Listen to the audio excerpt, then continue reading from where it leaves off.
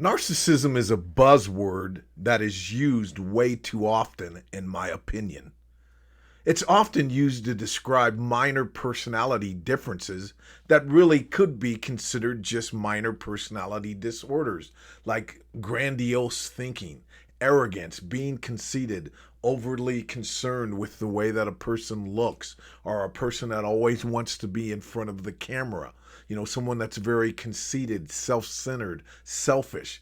Those are all personality traits that really can be assessed and found in many personality assessments like Myers and Briggs, things of that nature. This is the fluff side of narcissism. It really waters it down and prevents us from taking a look at just how dark this so-called personality disorder is. And this causes us to major in minor things instead of looking at the things that are really important and how dark these people really are. Overusing the word and causing people to focus on irrelevant nuances of personality traits that aren't really coming from a lack of empathy. Often they are contributed to the lack of cultural development, that people aren't as refined. There are many reasons why people don't behave in a positive manner that's conducive with whatever type of environment you would like to experience. But narcissism is much deeper than etiquette or decorum. But my point here is that narcissism is something that is much more dark and insidious. When a person cannot feel and they lack empathy, they can become a sociopath in a heartbeat. They can live like a sociopath, a psychopath. They can do anything. And these are the traits that are overlooked, often overlooked, by the corporate celebrity media psychologists. They're giving feel-good information, causing people to major in minor things. You see, a narcissist, the kind of narcissist that I talk about on this channel, in my opinion, are the only ones that we should be concerned with. And often they're called psychopaths, sociopaths, covert, overt, dark triad, whatever the list is. They're all the same thing. And I really believe that one day the DSM, if they continue to grow and have the integrity that is necessary to really help society as a whole deal with these people, they will come to the conclusion that there is no difference between a sociopath and a narcissist, that these people just behave differently at different times in different environments. I don't want to digress, but it's very important that we understand this. The most concern we should have is that of the covert narcissist. They are the most destructive. Remember, when dodging bullets and rocks, deal with bullets first. Each of us want to become very adept at covert narcissists and knowing how they operate. These people are powerless when we know who and what they are. Today, I'm going to share with you an interview with the notorious murderer Jodi Arias, to really illustrate just how covert and manipulative these people are. This interview takes place before she was found, or before she was sentenced, when she was convicted of first-degree murder. The way that she butchered her ex-boyfriend was nothing less than shocking. Utter, pure violence and evil coming from this woman. And when you see her demeanor and the way that she carried herself in this interview and in the courtroom, it is a perfect example, a personification of how a covert narcissist really is. And for those of you new in your healing journey, you might want to skip this episode until you're further along the process. And for the rest of us, let's do what we do, human family, and dive deep. No tears, no fears, fully alive again after 6 years.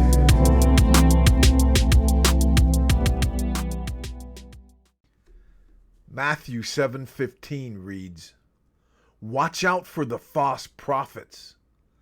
They come to you in sheep's clothing, but inwardly they are ferocious wolves."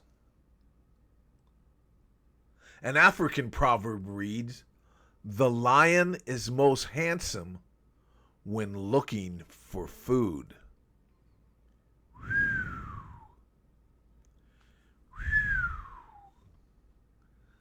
There's an Irish proverb that reads, "Don't fear the enemy that attacks you, but the fake friend who bears gifts and hugs you."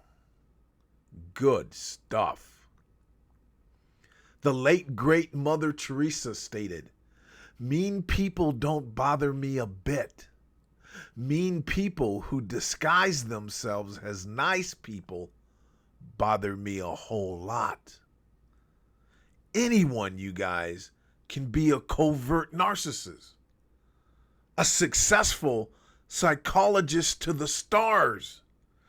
A corporate media psychologist can be a covert narcissist. There are no bounds. It's non-binary. They're everywhere. And behind the scenes, they are trying to hurt and destroy other people, all the while smiling into the camera. The Buddha stated, "An insincere and evil friend is more to be feared than a wild beast." A wild beast may wound your body, but an evil friend will wound your mind and spirit. You see, it's always the ones that we don't see coming that cause the most harm, and they can even end our lives. Take a look at this woman who butchered another human being in ways that are unfathomable, that are shocking, ultimate violence in ways that only a demonic person could do. And let's take a close look at her last interview before she was sentenced to a life term in prison. Under that dark hair and those bookish glasses, the mind of a murderer. But does she deserve to die for the way she killed her ex-boyfriend? The jury is still deliberating, but the now convicted killer sat down one-on-one with ABC's Ryan Owens as she contemplates her fate. Jodi Arias speaks.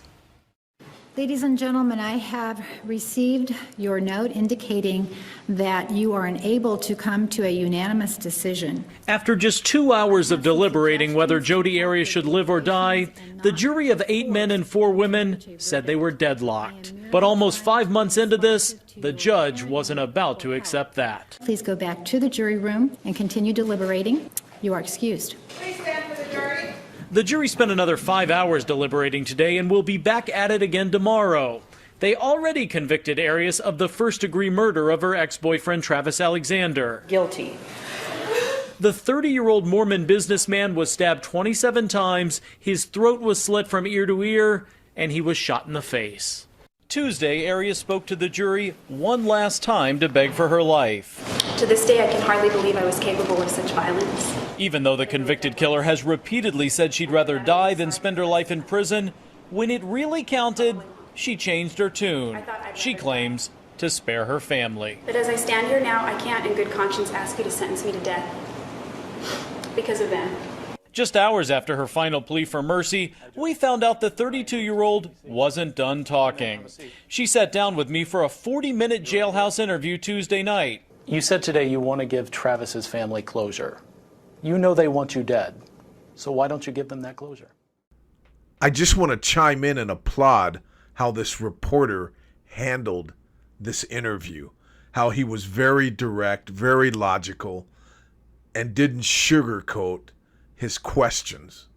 He didn't play with this disgusting so-called human being because she was nice and agreeable. Today you want to give Travis's family closure. You know they want you dead, so why don't you give them that closure? What do you mean by that? Why don't I kill myself? Is that what you're asking? No, why don't you accept the fate of the death penalty if you know that's what they want? If you truly care about their closure. I've caused them a lot of pain. I've caused my family a lot of pain. And I think that by asking for death, I'm only going to cause more pain to my family. Why didn't you apologize to them? I did apologize to them. You never said, I'm sorry. I said that I'm sorry, that I'll never be able to make up for what I did, and that I can never replace their loss. But you didn't use the word, I'm sorry. Well, then I'm sorry I didn't say that, because certainly I am sorry. I think in a sense, the words I'm sorry just seem meaningless, especially since nobody believes what I'm saying anyway. You see, the reporter was asking her very directly about accepting her fate in the death penalty because in several interviews prior to this one, she stated she was willing to die for what she did, that she was willing to suffer the same fate as her victim because she didn't want to live in prison forever, and she was playing the sweet little angel that just made a mistake and lost her cool, and now I'm willing to repent and take the pain and let the state kill me, hoping that they would fall for this BS and see that she was a woman that had empathy and concern and compassion for his family. But then when reality set in, and that was on the table, she opted out. But of course, opting out of the death penalty was not for the sake of her. It was to spare her family from going through the pain of losing her. Because I would never want to hurt anybody. I'm just a sweet little angel. Do you see how they play the martyr? Always on the side of helping the poor person, the victim, always helping society. Both male and female narcissists do this. Everything I'm talking about her is the same thing in a covert narcissist male. Remember, there's just as many covert narcissist men as there are women. But my point here is that these people expose themselves by over-exaggerating on how good they are and the things that they would do to appease everyone. And they can't see it. And they'll either underestimate it or overestimate it because they can't feel. They've just been studying life so closely to hide the demonic demon that's inside them. Now, moreover, she couldn't apologize. Narcissists have a very difficult time apologizing. But notice how her apology was set up. And this really exposes the monster that she is. She said, oh, I forgot to apologize. I'm sorry, and I apologize. So she apologized right there. Then she wanted to make sure that she was covered, so she went into, no one would believe my apology anyway, because they all think that I'm a liar, so that's why I didn't apologize. Now, any sentient human being knows you apologize out of sincerity, not for the response of the other human being. When you are ashamed and you feel guilty for something that you've done, you want to apologize. You want to let that person know, my bad, I was wrong. And you're doing that in a natural way. It germinates from something very authentic and sincere that nothing can stop it. You're not looking for the response of the other person. You're atoning for something that you did that was wrong because you're a sentient human being. It's not staged. It's not manipulative. She was also blame shifting there. See, I didn't apologize because of people like you and all of the people in the audience watching this and all the people that are against me and who don't believe me. It's their fault I didn't apologize because they didn't believe me. You see the little gaslighting and the manipulation come into that? These people are so skilled at this because that's the only way that they know how to live.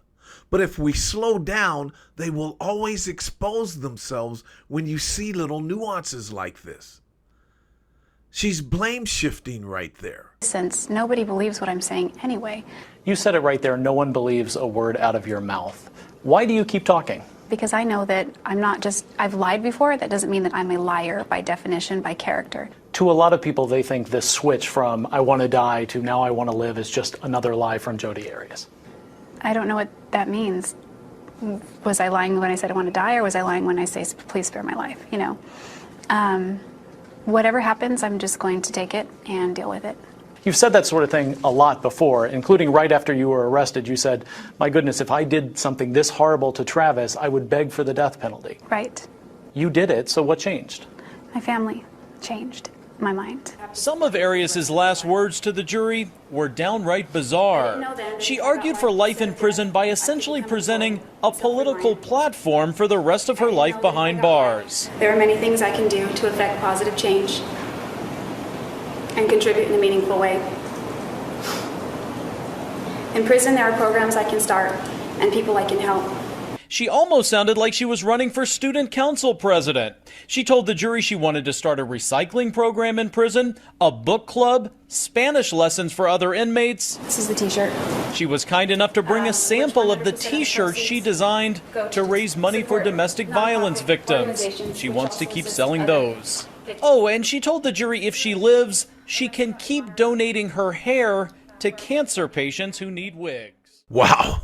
There's so much to unpack here. This is absolutely stunning.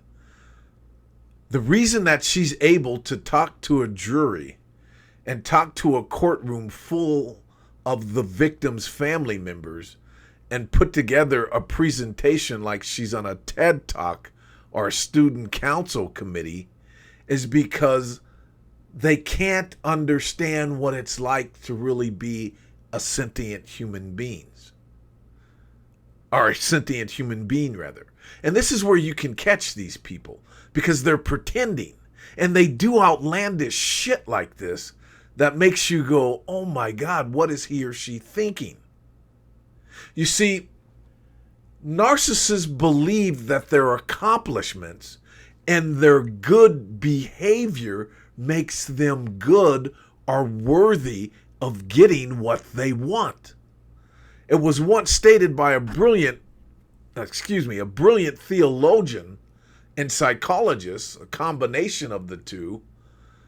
Anthony DeMello stated, when a monkey plays the violin, does that make him a musician? Is he now musical? Or is he emulating someone playing the violin? Narcissists are actors. They're fraud. They're fraudulent. They can get really close to portraying themselves as human beings, as sentient human beings. But if you sit back and watch them closely, they will reveal themselves, even in a video clip. I don't share all that I know and the way that I see these people online because they are very adaptive. They will change and they will take what we say on these podcasts and manipulate it into a way to disguise themselves. They will utilize the information that we share to protect their identity, to conceal the demonic energy that's in them. But she honestly believes, because I do all of these things, I am now exempt from being treated like the rest of the prisoners. I'm better than they are because I do this, that, and the other. I'm not like the murderer gang member or the man who murdered his wife or any other murderer on death row. I'm going to give my hair to cancer patients. Do you see the manipulation?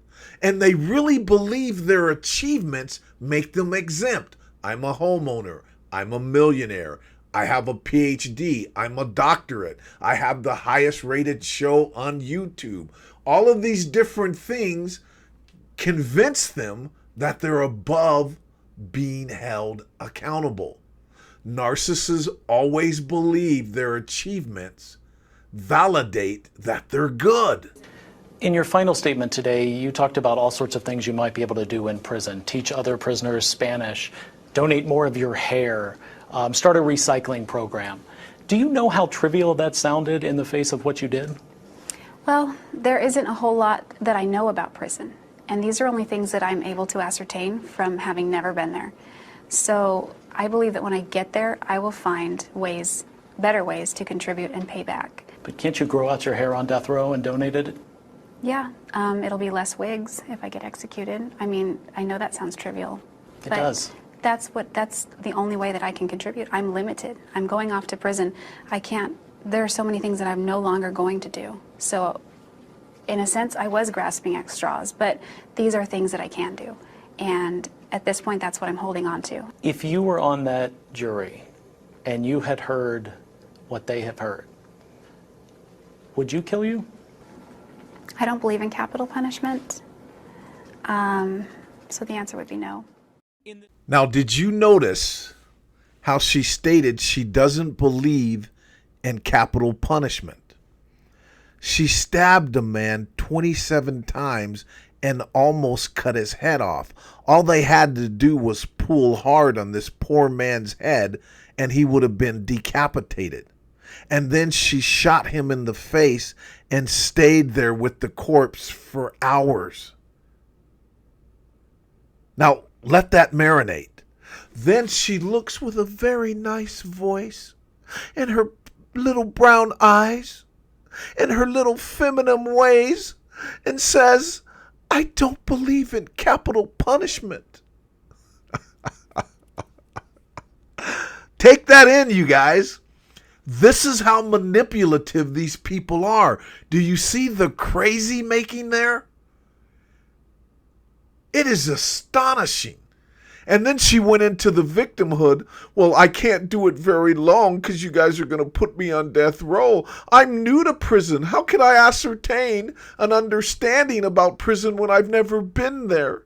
This is my first time being there. So when I was being trivial with all the things I'm going to do and all the benefits I'm going to provide for other prisoners and cancer patients, it's because I'm a sweet little angel that's never been to prison. And I'm a victim here. And all of that was done in a very refined, educated, calm, feminine way. She's a monster.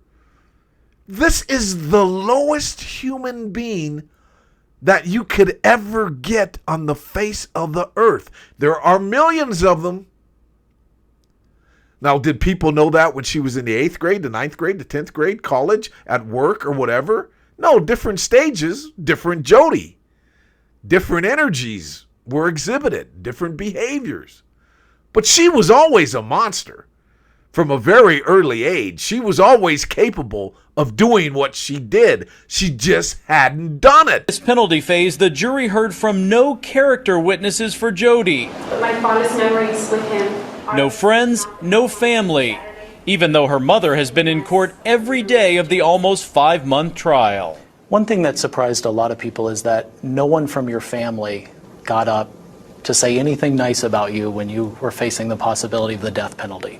Well, that was a defense decision, Ladies and gentlemen, the defendant and now speaks one to- that I was somewhat in agreement with. My mother wanted to. She had a letter written out that she wanted to read, and my dad was fired up. He wanted to talk, and my defense team didn't call either of them. But the impact of that is that you've lived on this planet for 32 years and you have no one other than yourself to come up and vouch for your character as a person when you're facing death.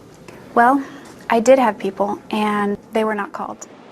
You see, one of the major takeaways here is that there have been clues that people have recognized that she wasn't a good person and she didn't want them around, and they didn't want her around. You see, most of the time it's the scapegoat, it's the victim that finds themselves all alone in the world, ostracized from family and friends. That's the way that the narcissist sets it up. But every narcissist has a wake behind them of people that discovered who they were. But our society is in such a mess that it doesn't hold people accountable or shame them for the things that they do. They don't spread the word. They don't say she's a narcissist. They don't call them ass clowns. So they feel emboldened. Shame is good. It slows the roll of toxic people. That's why the world is still here and we're not always in chaos, and abominations aren't happening on every continent at every period of time.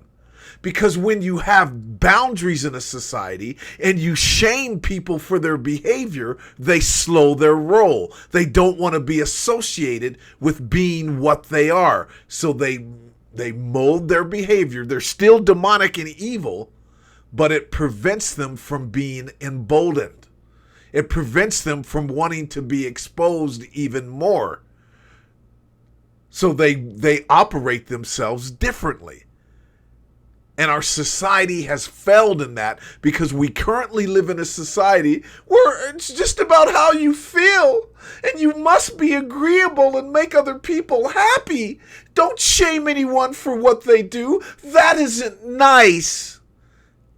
It is a safety measure to shame people. And I'm not saying that that's all that is necessary. And you have to be cognizant of when and how you do it. But to shame someone can save someone. Well, I did have people, and they were not called. I loved Travis, and I looked up to him. At one point, he was the world to me. One of the other things you did say today is, look, I don't want to drag Travis's name through the mud.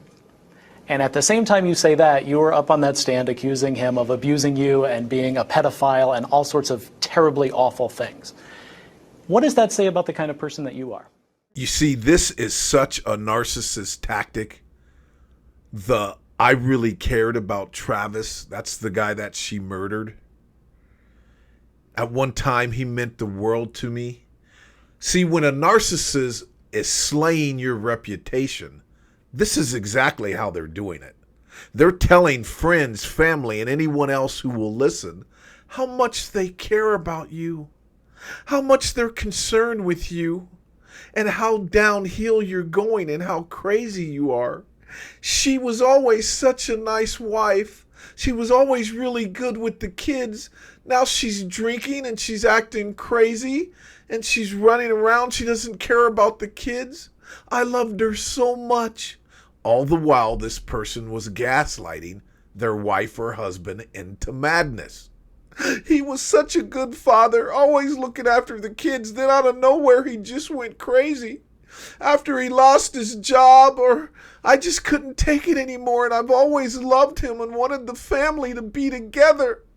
I'm a sweet little angel. I ain't never done nothing to nobody. I'm just floating around, shitting rainbows, butterflies, and unicorns. That's all I do. That is the exact role that they will play with the public and people outside the family corridors.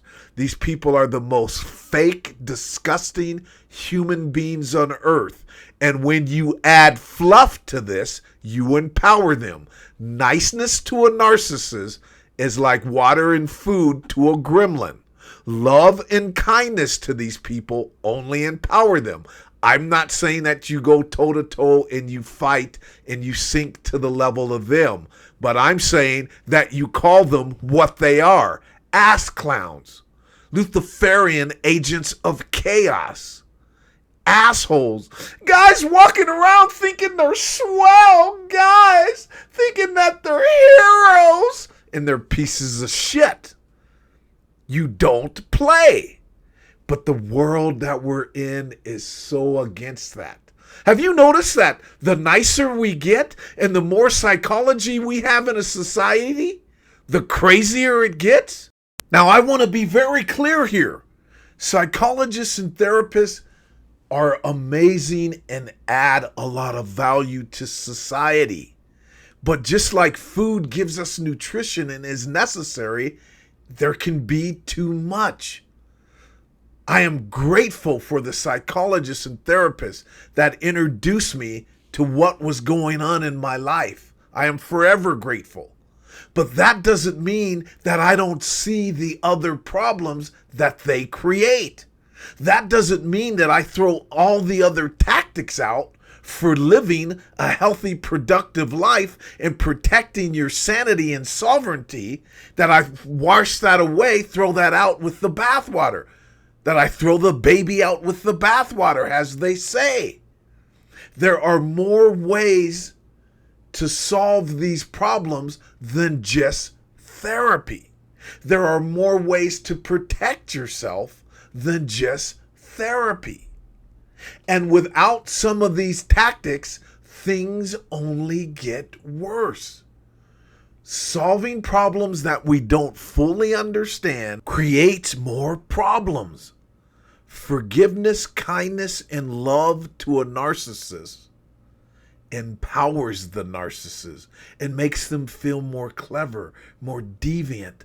It emboldens them. That I was truthful. I didn't want to do it, but I was obligated to do it. I was under oath. So the only other option was to lie and say he was perfect. And to people who say you shot him, you stabbed him, you slit his throat, and then you killed him a fourth time when he was already dead by making up things about him to ruin his reputation, you say what? Nothing was made up. Nothing was made up at all. I mean, it was a defense strategy for me to take the stand, and once I was on the stand, I was obligated to answer the questions that were posed to me. And that's what I did. But you know no one believes you, right? That's not true. Maybe a majority of people don't, but I know plenty of people that believe me. All right, two things I want to chime in on here. Number one is that you never argue with the narcissist. When I say holding them accountable, I'm talking about publicly holding them accountable when you are talking about this subject matter. For instance, I would never sit with argue with a narcissist and say you're an ass clown, you're a Luciferian agent of chaos, you're a swell guy. I would never go into that, ever. In fact, I never even talk about narcissism unless it's relevant. I would never go into an argument with them. When they start acting crazy and you know what they are, you just go to a happy place, or you cut them off and walk away, or you listen, pretend like you're listening, and sing a song in your mind, or just sit there and go, say to yourself, look at this ass clown. Does this ass clown really believe what they're saying to me? That's an internal dialogue that you work on while you're in a discussion with these people. And there's other tools and tactics from a power moment and things that I've shared in other videos and will continue to do so. But my point here is that you don't argue with these people.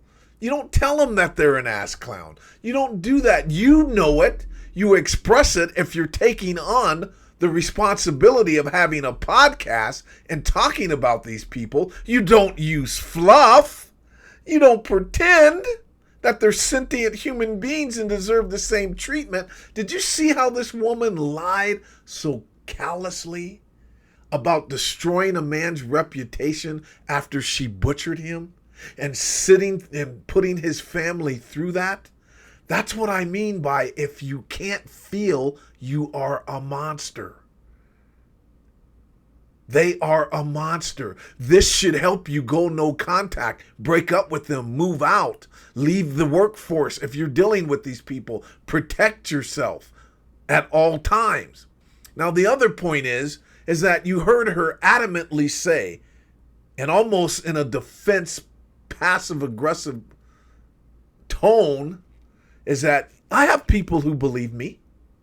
You see, it just takes one flying monkey or one simp, which almost got this case thrown out. One simp male that, well, I can't see that somebody that pretty could do that. She's so sweet and nice. Maybe he was beating her up. Maybe he did do that. Man, and this, I don't mean to digress, but simp men, I am telling you, are the worst thing in human history throughout human history.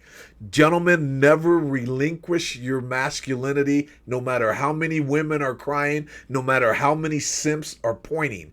All right, let's continue.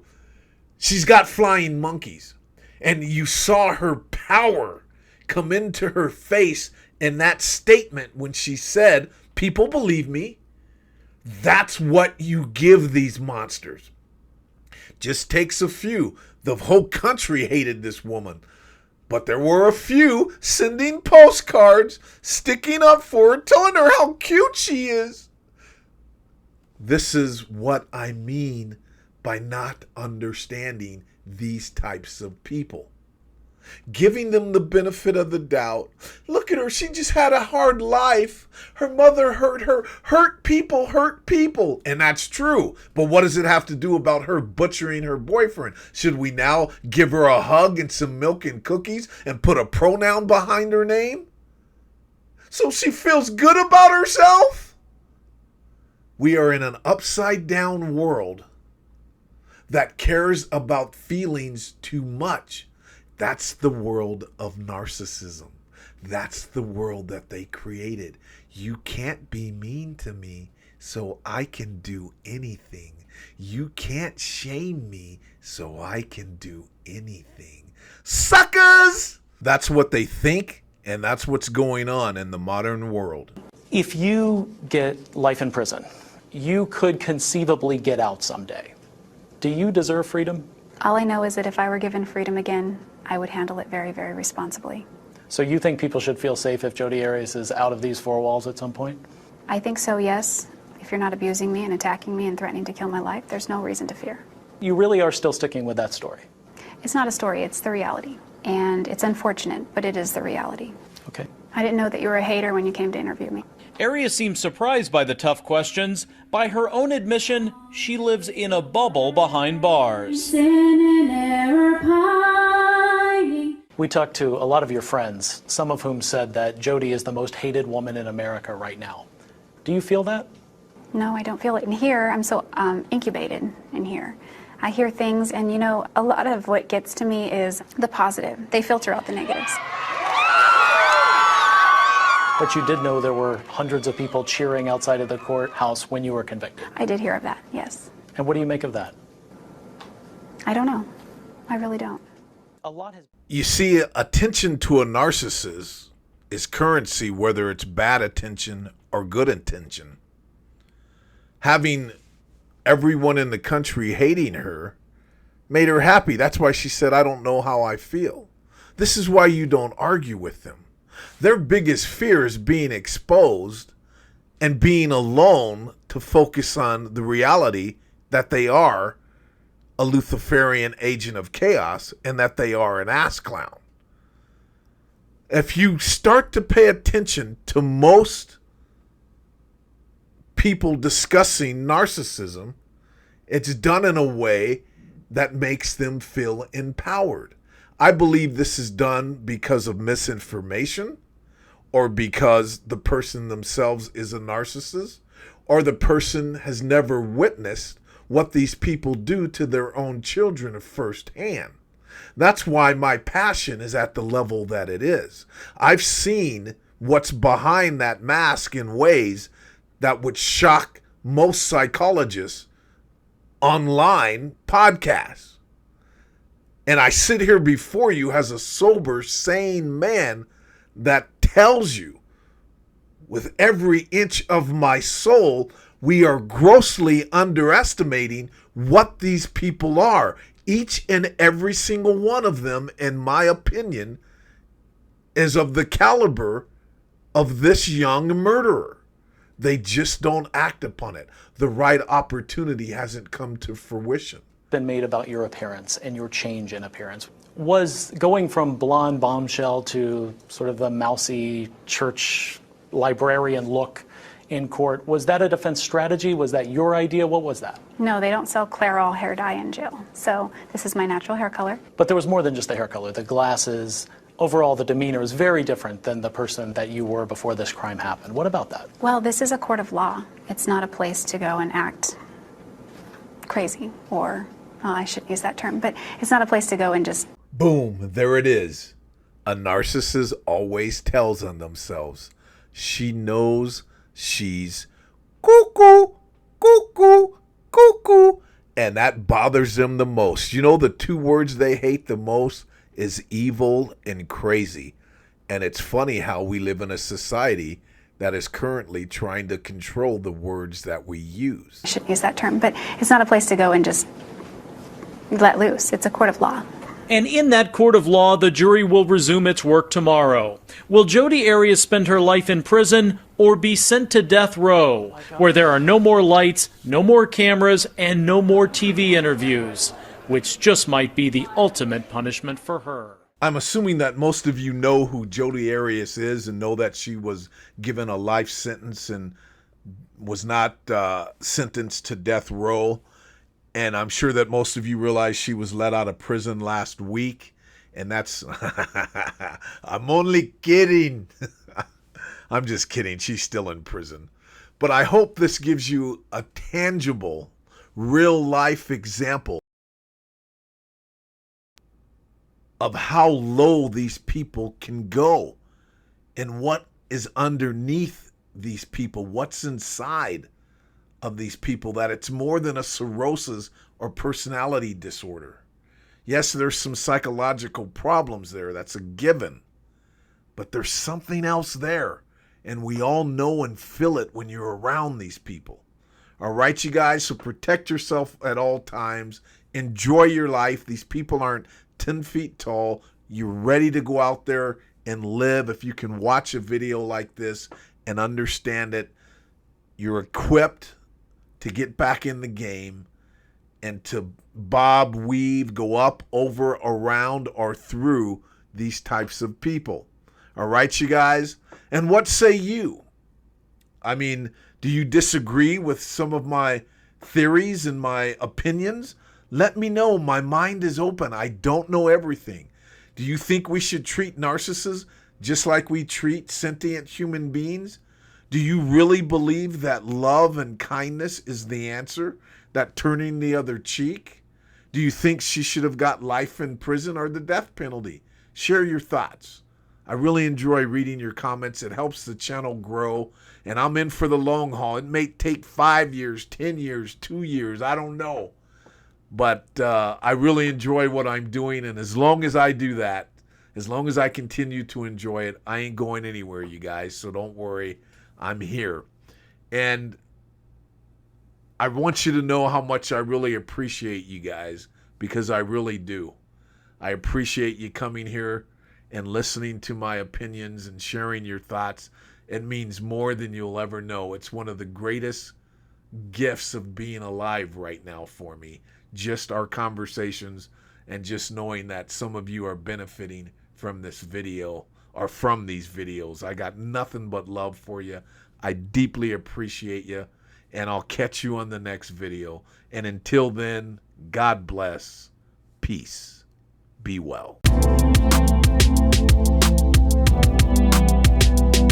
No tears, no fears. Fully alive again after these years.